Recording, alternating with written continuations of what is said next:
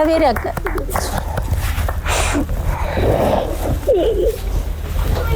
زاسع موزلا قد محجي عيرانيان حدشيا نابز تاريخ نات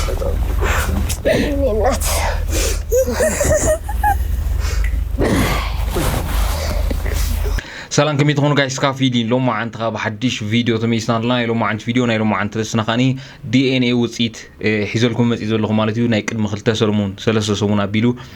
ودن خدليا ناب زمدة بزغربا حيزلكم مزياني رمالتيو ودن ديو ايكون نمرقات كا DNA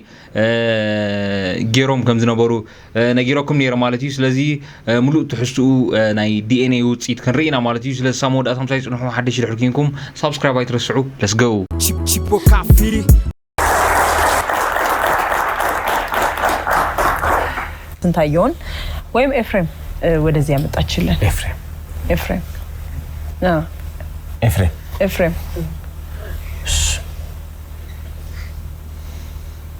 لازم غم تريور لهم DNA نخنقاريهم تتسويعهم زلوا مالتيو ناي DNA وصيت مسيو إفريم ويم سنتايور بهولتهم إفريم ماشي መልካም እንግዲህ የተመለከትነውን ይመስላል ዛሬ ለሶስተኛ ጊዜ ሲቀርቡ ነው እናትና አባት ወይም ቤተሰብ ፈላጊዎች ኤፍሬምን በምን አይነት ሁኔታ ላይ እንዳለ ብዙዎቻችን ያየነውና በጣም ብዙ ሰዎች ደግሞ ሊያግዙት ሊረዱት እንደሚፈልጉ ወደኛ ስልኮች ሲመጡ ነበር እናግዛው እንርዳው የሚል በዛ حلف ናይ ክልተ ሰለስተ ሰሙን ናይ DNA ውጽኢት ክሳብ ዝንገር ማለትዩ ንኤፍሬም ወይ ካ ስንታዮ ንኽሕግዙ ብዙሓት ሰባት ናብ ዚ ፕሮግራም ከም ዝደወሉ ወይ ካን ብምንታይ ክንሕግዞ ንኽእል ብምባል ከም ዝሓበሩ እዩ ትነግር ዘላ ማለትዩ ብዙሕ ሰብ ከም ትራኹሞ ብዙሕ ሰብ ጽበዮ ስለ ዝነበረ ወዶም ይኹን ኣይኹን ግን ክንሕግዞ ለና ብምባል ተበጊሶም ብዙሓት ሰባት ክሕግዞ ተበጊሶም ኒሮም ያተብደላ ማለትዩ ብዙዎች አስተናግደናል ኤፍሬም የብዙዎችን ልብ እንደነካ ምንም ጥያቄ ከም ትሪኦ ዘለኹም ካዚ ናይ ይመለከተኛል በጎ አድራጎት ዝባሉን ከም ዝሓገዘው ንምርአዩ እንግዲህ ከነዚህ መሃል አንዱ ሊሆንች የዛ ድርጅት መስራችና እስካሁን ድረስ በማዕከሉ አድርጋ አስፈላጊውን ሁሉ እንክብካቤ ያደረገችለት እንደሆነ ልንነግራችሁ ልንገልጽላችሁ እንፈልጋለን እውነት ነው ስለዚህ ከም ዝራኹሞ ዞም ይመለከተኛል ዝባሉ ናይ ገበርት ሰናይ ማለትዩ ከም ትሪኦ ዘለኹም ብዙሕ ጽቡቕ ነገር ገይሮሙሉ ወይ ካምሶን ከም ዘቀነይዎ ያ ትነግር ዘላ ማለትዩ ወት ሂደት ሲሄድ ውጭው ሊጎሳቆል ይችላል ጸጉሩ ልብሱ መጫሚያው ሊጎሳቆል ይችል ይሆናል ግን ነንና እንደዚህ ውስጥ ለሁሉም ሰዎች አይጥፉ እንላለን ኤፍሬምም ይሄው ምስ ብዙሓት ኮሙዛ አመሰሎ ወይ ካስ ተሸገሩ በመታይ ገዛ ተዋሂቦ ይክነብር ቀኒ ማለት ያለበት ነገር ነው ያለው ኤፍሬም ደስ ብሎናል በዚህ ደረጃ ስላየነ እንደምን እንወዳለን በጣም እንትሪኦ ለኹም ብዙሕ ለውጥታት አሎ ማለት ምክንያቱ ሰላም ከማን ክብል ጀሚሩ ብዝሓለፈ ሰላም ናይ ምልስን ኔሩ ስለዚ ብዙሕ ለውጥታት ገይሩ ብዙሕ ውሕዳት ሳምንታት ማለት እዩ አሁንም ወደሚሄድበት ማዕከል እኛም ዞር ብለን ለመመልከት ሞክረናል ከምትሪኦ ዘለኹም ኣብቲ ገዛ ብዙሓት ሰባት እዮም ኮሙ ዛምሰሉ የተሻሻሉ እንቅስቃሴዎች በየቀኑ ምክንያቱም እንደዚህ ተለውጧል ምን እንግዲህ ባደረገው ቆይታ እስካሁን ድረስ ከቀን ወደ ቀን መሻሻሎችን ያሳየ እንደሆነ ነግረውናል ማለት ነው ከዚህ በተሻለ ደግሞ ወደ ሙሉ ጤንነቱ ተመልሶ ኤፍሬምን እንግዲህ ዛሬ እርግጠኛ ወደሚያደርገን የዲኤንኤ ውጤት ነው ምን ሄደው እውነት ነው የዲኤንኤ ውጤት እዚህ ጋር ተከፍታለህ ዮኒ ስለዚህ ናይ ዲኤንኤ ውጤት ክንከይድና ትብላላ ማለት ከዛ በፊት ግን እነ ወይዘሮ አበራሽን እስኪ እንዴት ነበር ቆይታችሁ ከኛ ጋር ከሄዳችሁ በኋላ ስለዚህ ቅድምና ኣብዲኤንኤ መቀድና ግን ዞም ስድራ ማለትዩ በአኽም ወገን እንታይ ጽቡቃሎ ወይ እንታይ ዝኾነ ይኹን ሓበሬታ አሎ በመባል ዝሓተዎም ዘለው ማለት እዩ የነ ነገር የለም ያው ሰው ጥያቄ የሰው ስልክ በቃ በየቦታው የተደወለ ጠይቁናል حدش ነገር የለን ተኾነ ግን ብዙሓት ሰባት ግን ደውሎም ሓቲቶም ናይ አመያት ብልደላ ምን አሏችሁ የሚያውቁትም አይደለም ይላሉ ያው እንደኔው እንግዲህ ባየር ላይ ነው ያለው ዝፈልጦ ሰባት ወይ ካኒ አረኖ አይኖትም ዝፈልጦ ሰባት ግን ንሱ ይኮነን ይብሎም አለው ማለት ደውሎም ሲ ንሱ ይኮነን ይብሉና የምትብላላ ማለት ክሳብ ሕጅም መትከላ ያዘላ ዛሰቢት የሚያውቁት ብዙዎች የሚያውቁ አብሮ አደግ አለው እሺ እና ነው አሉ አይደለም የእናንተ ልጅ ሳይሆን ብዙሓት ሰባት ምስኡ ዝዓበዩ ኣለው ትብላላ ብንእስነት ይጠፊዩ ግን አረነው ብዙሓት ሰባት ምስኡ ዝዓበዩ ኣለው ስለዚ ኣይኮነን እዮም ዝብሉና ዘለው ትብላላ ምንም ቢሆን مثلا ጋሻ በራስ እንዴት ነው ደህና እርሶስ نحن زخونه ክንሪዮ ኢና ትብለላ ተኾነ ግን ከም ዘይኮነ እርግጠኛ ሆይናላ ማለት እዩ አዲስ ነገር አለ አዲስ ነገር እንኳን የለም ብዙ ሰዎች አይተውታል ነው እናቃለን አብረን ነበር አይደለም ስለዚህ ይሄ ልጅ እናንተ አይደለም በብዛት የሚል ነው አንተ መታችሁ ስለዚህ ዞም አቦውን እሱ አይኮነን የምድልደሎ ወይ ካኔ ብዙሓት ሰባት ንዑ ዝፈልጥዎ ወይ ቅድም ብንስነቱ ዝፈልጥዎ ሰባት ንሱ ከም ዘይኮነም ተዛሪቦም ይዝብዘሎ በምን መልኩ እንደሆነ ባለፈው ሳምንት አቅርበን ስለነበር ዛሬ ሙሉን መረጃ አንደግሞም ወደ ውጤቱ ነው የሚያው የታሸገ መሆኑ ብቻ ባለፈው ሙሉ መረጃ መቅረብ anyway ከም ትሪወር ለኹም ዲኤንኤ ይኽፈት አሎ ማለት እዩ ርግጸኛ ነው መኻን ወይ ካኔ ዝኾነ ይኹን ሕቶ ዘይብሉ ርግጸኛ ከገብረካ ዝኽእል ዲኤንኤ ስለ ዝኾነ ናብ ዲኤንኤ ይሰግሩለው ማለት እዩ በኢትዮጵያ ፌደራል ፖሊስ ኮሚሽን ወንጀል ምርመራ ቢሮ በፎረንሲክ ምርመራ 2015 ዓ.ም በተጻፈ ደብዳቤ መጠየቃቸው ይታወቃል ስለዚህ ምናልባት ኣብ ሰምዕዎ ዘለኹም ዛዕባት ሕጊ ናይ ዲኤንኤ ወይ ካኒ ክንበብ ዘሎ ሕጊ ናይ ዲኤንኤ እዩ ክልቲኻ ፈቃደኛ ምዃንካን ወይ ካ ክልቲኻ ዝፈረን ካሉ ወረቀት ከም ዘሎኒ ዝገልጽ ዘሎ ማለት ስለዚህ በጥያቄያቸው መሰረት ምርመራውን አጠናቀን ምርመራ ውጤት መግለጫ 2 ገጽ በዚህ ሸኝ ደብዳቤ መልሰን ይላክል መሆኑን የሚገልጹበት የመግቢያ ወደ ውጤቱ ምርመራ ሂደት አለ ያው ባለፈው ሳምንት የተጠቀሰ ዝኸም ትሪወር ለኹም ተናይ ዲኤንኤ ምርመራ ሕጊ እዩ ማለት እዩ ስለዚህ ብክልቲኦም ወገን ዝፈረምሉ ወይ ዲኤንኤ ክግበር እንድሕር ኮይኑ ናቱ ሕጊ ስለ ዘለዎ ተቀዳሚት ገጽ ከም ትሪዋ ዘለኹም ያ ማለት እዩ ምርመራ ውጤት ነው የምናልፈው የምርመራ ውጤት ማጠቃለያ አለው እየጠበቅን ነው ማጠቃለያ የምርመራ መሰረት ይላል እንግዲህ ብዙ ሂደት አልፎ ነው የስንታየው ወይም የኤፍሬም ኃይለ ሚካኤል ወላጅ እናት አለመሆናቸው ተረጋግጧል አዲው አይኮነትን ምንስ ቢሆን አንጀት አለ ምንስ ቢሆን አንጀት እኮ ይነግራል ምንስ ቢሆን ነገ በቃ ገና ሳዩ ነው ሆዴ ቁርጥ እንሰበይቲ አረኖ ታሐጉሽ እንዴን ዝኾነ ኮይኑ ፈሊጥኖ ከም ዝነበራይን ዝዛረባ ዘለዋ ማለት እዩ ከዛ ወዲህ እንደውም ምንም አይመስለኝ በጣም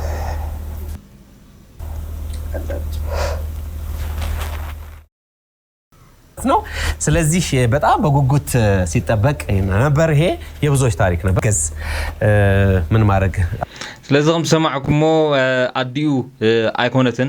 ስንታዮ ወይ ካኒ ኤፍሬም በኤፍሬም ልጽዋዕ ስለዚህ ንኤፍሬም አዲው አይኮነትን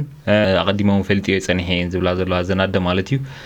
ብዙሆነ ኮይኑ ግን አዲው አይኮነትን ማለት አለብን ብላችሁ ወደኛ የደወላችሁ አላችሁ እንግዲህ ያልተሳካም ስለዚህ ሁለት ቤተሰብ ነው ያለው ማለታችሁ ከ20 ዓመት በላይ ልጃችሁን እየፈለጋችሁ ነው አምላክ ከሐሳባችሁን ያሳካላችሁ ልጃችሁ በዚህ ደረጃ ደግሞ እንደገና ስለዚህ ከም ሰምዑ ዘለኹም ን20 ዓመታት ዝኸውን ወድኹም ትደልይለኹም ስለዚህ አምላክ ያሐግዝኩም ይዝብሎም ዘሎ ቤተሰቦች እግዚአብሔር ያጋጥመው ሰው ወልዶ መቅበር ይሻላል ከማጣት ወሊድካ ክትቀብር ሓይሽ ካብ ክጠፍአካ እንዝብላ ዘለዋ ማለት እዩ ስለዚህ ወለዱ ንኽረክብ ካኒ ይምሕፀና ኣለዋ ማለት እዩ ረዳችሁም ሴትዮ እግዚአብሔር ይስጣት ዝሐግዝቶ ሰበይቲ ካኒ እግዚአብሔር ይሃባያት ተወሰኽቲ ሓደሽቲ ኣጋሽ ናብዚ ታሪክ ዝመጽኦም ኣለዉ ስለዚህ እሶንካ መን ምዃኖም ክንሪኦም ኢና እግዚአብሔር ያጋጥመው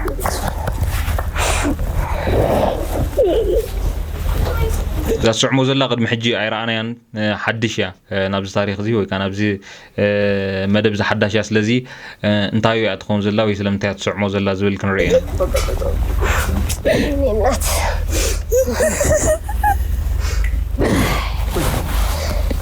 እግዚአብሔር ያክብርልን እናንተን እናመሰግናለን የዘረ ብዙ ያርጋችሁ አሜን እናመሰግናለን ቀዳሞት ወለዲ ወይ ካዞ መጀመሪያ ወዶም ንክደል ይዝመጹ ኦሬዲ ወዶም አይኮነን ስለዚ ተፋኒዮም አለው ማለት እዩ ዝቅጥል ታሪክ ካንስማ ሌላ መንገድ አለ እስኪ እንቀበል ተወሰኸ ጋሻውን አሎ ማለት እዩ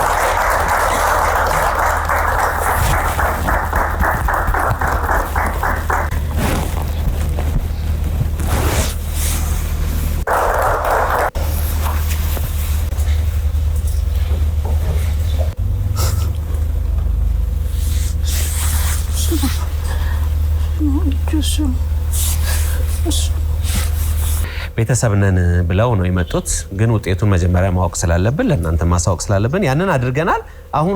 ወደ ቀጣዩ ታሪክ ልንሄድ ነው ማለት ነው ግራና ዞም ትሪኦም ዘለኹም ስድራ መጀመሪያ ኤፍሬም ናብ ዝመደብ ዝምስ መጸ ቴሌቪዥን ምስራይዎ ሓውና እዩ ወይ ካ ስድራና እዩ ብምባል እዮም መጽዮም ማለት እዩ ናብ ዝመደብ ስለዚ እዚኦም ካኒት ሒዞሞ ዝነበሩ ናይ ዲኤንኤ መጀመሪያ ክውድኡ ስለ ዘለዎም ካ ንሱ መጀመሪያ ጌሮሞ ማለት እዩ ሕጂ ካኒ ብኸመይ እዮም ሓውና እዮም ዝብሉ ዘሎ ወይ ብኸመይ ስድራና ዝብሉ ዘለዎ ካኒ ክነግሩና እዮም ዝብሉ ዘሎ ማለት እዩ ናቀኝ እንሰማለን እንደምናችሁ በቅድሚያ እንኳን ደህና አይናለም ባላለው አይናለም ሰፊው አይናለም ሰፊው አይናለም ሰፊው እሺ እኔ ደግሞ አተ ንጉስ አብርሃ ባላለው ከታ ንጉስ አብርሃ ስሞም ይነግሩ ጸኒሁም እሺ ዝምድናችሁ ምንድነው የሁለታችሁ ያንተነሳ በቃ አብሮ አደግ ዘመድ ነው አብሮ አደግ ዘመድ እሺ እሺ ስለዚህም ክልቲኦም ናብ ዝመደ መጽዮም ዘለው ዛጓልን ዝወድን ማለት እዩ በሓደ ዛዕቢ ወይ መታዕቢትዮም ከብንስነም በሐሳብ ዛዕቢው አዝማሪዮም ካይም ዝብዘለው የመጣንበት ወንድማችን ነው ብለን የመጣንበት ሰው የታናሹ ታናሽ ናት እሷ አይናለም ማለት ነው አይናለም እሷ እሺ አይናለም ሰፍ ስለዚህ ከም ዝብዘለው ነዚ ሓውና ኢሎም ክደሊዎ መጽዮም ዘለው ሰብ ማለት እዩ እዛ በትሪእዋ ዘለኹም ነጸላ ጌራ ዘላ ምንኣስ ምንኣሱ ምዃና እዮም ዝዛረቡ ዘለው ወይ ካነ ኤፍሬም ሓውና ኢሎም መጽዮም ዘለው ስለዚ እዛ ትሪእዋ ዘለኹም ነጸላ ጌራ ዘለኻ ምንኣስ ምንኣሱ ሓፍቱ ምዃና እዮም ዝነግሩ ዘለው ማለት እዩ ገው ደግሞ ደመቀ ሰፊ መስፍን ይባላል እሺ ትንደልዮ ሰብ ካን ደመቀ ሰፊው መስፍን ማለት ወይ ካኒ ንሱ ማለት ኤፍሬም ንዑ ንخدልይ እንደመጽዮም ዘለው ስለዚ ደመቀ ምዃኑ ሹምየም ዝነግሩ ዘለው አጋጣሚ ሆነ የመጨረሻ ጊዜ የጠፋበት ጊዜ ከኔ ነው የጠፋው አሃ ካንተ ጋር የጠፋው ስለዚ እዚ ጠፊኡ ዘሎ ዝብሎ ዘሎ ወይ ደመቀ ምዃኑ ዝነግሩ ዘለው ማለት እዩ ክጠፍእ ከሎ ካብዚ ወድዚ ወይ ከምዚ ወድ ከሎይ ጠፊኡ ዝባሃል ዘሎ ማለት እዩ የሚያገናኘን ታሪክ ዝም ብሎ አንድ ከተማ ላይ አንድ መንደር ላይ መወለድ ብቻ ሳይሆን የታሪክ አጋጣሚ ሆኖ የተወለዱበት ቤት እዛው መደብ ውስጥ ነው የተወለድኩት እኔ ስለዚህ ዝነግሮ ዘሎ በሐፈሻ እንታይ ማለት እዩ በሐንሳብ ዛዕበዩ ጥራይ ዘይኮነሲ አዝዮም ዝተቀራረቡ ልክዕ ከም ሕዋት ኮይኖም ከም ዛዕበዩ ኣብቲ ክልቲኦም ዝተወለዱሉ ደመቀ ኢሎም ዘለው ንኤፍሬም ማለት ኤፍሬምን ከምኡ ምንኣሱ ሓፍቱን ማለት እዩ ታምሱ ዘላን ማለት እዩ ንሶም ዝተወለዱሉ ገዛ ኣብኡ እዩ ከም ዝተወለደ ዝነግር ዘሎ ማለት እዩ ስለዚ ካብ ጉራ ብተሓሊፉ ናብ ዝምድና ወይ ከናብ ጥቡቅ ዝምድና ከም ዝኸደ እዩ ጉርብትናኦም ዝነግር ዘሎ ማለት እዩ ወላጆቿና የኔ ወላጆች ያለው ቅርርብ መጠን የት አካባቢ ማለት ነው ትግራይ ማጨው የሚባል እሺ ማጨው የሚባል ስለዚህ ኣብ ትግራይ ማጨው ዝባሃል ቦታይም ተወሊዶም ዓብዮም ማለት እዩ ስለዚህ ስድሩን ስድራ እንዳ ደመቀን ከም ሓደ ስድራ ከም ዝኾኑ ይዝነግር ዘሎ ከ1985 እስከ 87 ባለው ለሁለት ዓመት ያክል እኔ ጋር ነበር ደመቀ ምትፈልጉት ሰው ማለት ነው እሺ ስለዚህ ካብ 87 ዝብሎ ዘሎ ወይ ካኒ 87 ዝብሎ ዘሎ ብግእዝ እዩ ስለዚህ ከባቢ 95 ከባቢ ማለት እዩ ክልተ ዓመት ናይ መወዳእታ ቅድመ ምጥፍኡ ማለት እዩ ክልተ ዓመት ምስኡ ከም ዝነበረ ይዝነግር ዘሎ ምን ፈልገው ሰው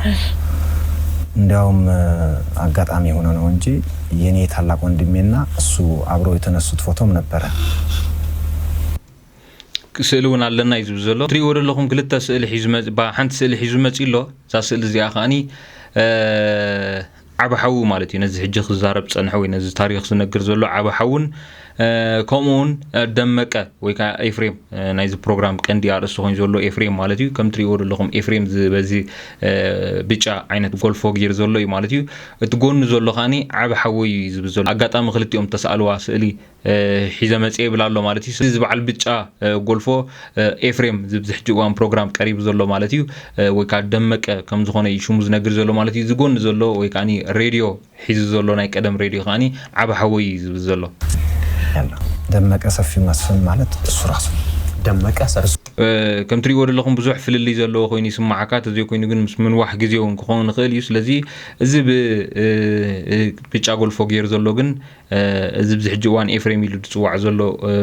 ከም ዝኾነ እዩ ዝነግር ዘሎ ማለት እዩ ትንሽ ሁለተኛ ክፍል ተማሪ ነበር ወደ ትግራይ ማለት ነው አዎ ከገር ቤት እዛ ምንኣስ ሓፍቱ እዛ ምንኣስ ሓፍቱ እትብል ዘላ ኸኒ ምናልባት ቁርብ ከይነውሓና ሕፅራ ቢለ ክነግረኩም እዛ ምንኣስ ሓፍቱ እትብል ዘላ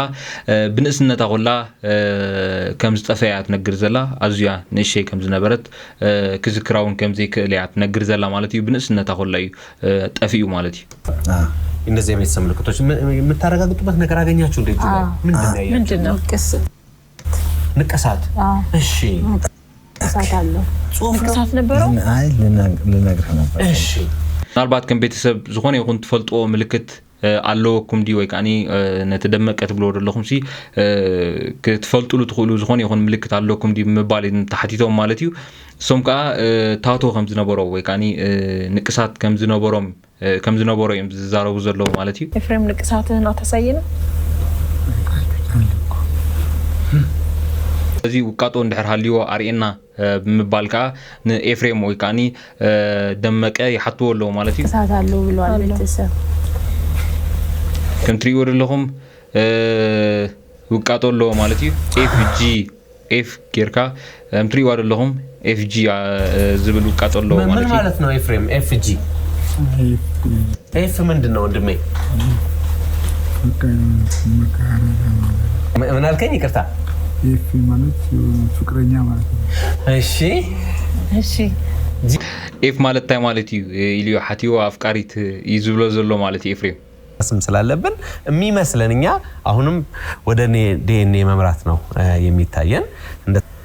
ከዛ ውጭ ደግሞ እሱ ያረጋገጠው ነገር የለም አሁን ስለዚህ ከም ትሪእዎ ፀናሕኩም ንዕኡ ወይ ከዓኒ ሓውና እዩ ወይ ከዓኒ ዓርከ እዩ ብምባል ተሓደውን መፅኦም ኣለዎ ማለት እዩ ምልክት ከም ዝነበሮ ወይ ከዓ ውቃጦ ከም ዝነበሮ ከምኡ ከዓኒ ከም ዝፀንሖ ርኢና ኣለና ማለት እዩ ከምኡውን ስእሊ ናቱ ቅድሚ ምጥፍኡ ዝነበረ ስእሊ እውን ኣርኦም ኣለዎ ማለት እዩ ስለዚ በዚ ከዓኒ ክውስኑ ስለዘይክእሉ ወይ ከዓኒ ሓዊኹም እዮም ክብሎ ኣይክእሉን እዮም ስለዚ ናብ ናይ ዲኤንኤ ምርመራ ኢና ክንከይድ ሕጂ እውን እዮም ዝብሉ ዘለዉ ማለት እዩ ስለዚ ንሳ ሓፍቱ ዲያ ኣይኮነትን ዝብል ከዓኒ ዲኤንኤ ክትገብር ስለ ዘለዋ ንሳ ኦረዲ ንሱ ጌሪ እዩ ስለዚ ንሳ ዲኤንኤ ክትገብር ስለ ዘለዋ ከዓኒ ዲኤንኤ ጌራላ ማለት እዩ ውፅኢት ምስ መፀ ከዓ ክነግረኩም እየ ስድርኡ ኮይኖም ዲኦም ኣይኮኑን ዝብል ውፅኢት ምስ መፀ ክነግረኩም እየ ማለት እዩ ስለዚ ጋሽና ኢልኩም ዓንቲ ቪድዮ ዝመስል ነይሩ ሓደሽ ድሕር ኮይንኩም ሳብስክራይብ ኣይትረስዑ ክሳብ ኔክስት መደብ ንረኸብ ሰላም